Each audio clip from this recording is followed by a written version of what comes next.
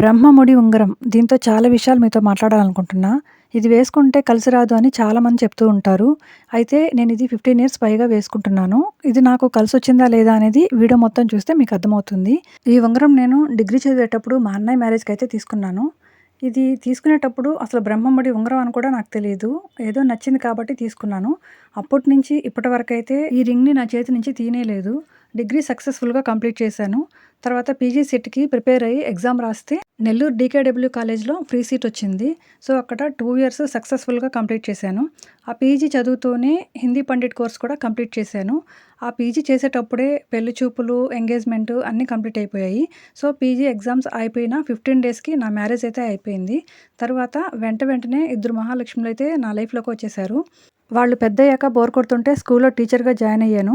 అదే సంవత్సరం మోడీ గారు ప్రైవేట్ స్కూల్ టీచర్స్ కోసం డీఎల్‌ఈడీ అనేది ఒకటి ప్రవేశపెట్టారనమాట. అంటే ఈక్వల్ టు బీఈడీ. దాన్ని కూడా సక్సెస్‌ఫుల్‌గా 2 ఇయర్స్‌లో కంప్లీట్ చేశాను. తర్వాత కొద్ది రోజులకి జాబ్ క్విట్ చేసి ఇంట్లోనే ఉన్నాను. తర్వాత మా విలేజ్‌లోనే కంప్యూటర్ కోర్స్ నేర్పిస్తూ ఉంటే అక్కడ కూడా జాయిన్ అయ్యి సక్సెస్‌ఫుల్‌గా కంప్లీట్ చేశాను. ఆ దేవుడి దయ వల్ల నా లైఫ్‌లో అయితే ఈ ఉంగరం వల్ల ఎటువంటి ఇబ్బంది లేదు. ఏ నెగెటివ్ కూడా జరగలేదు. అంతా పాజిటివ్‌గా ఉంది. సో, ఈ బ్రహ్మముడి ఉంగరం వల్ల అంతా మంచే జరుగుతుందని నేనైతే నమ్ముతున్నాను.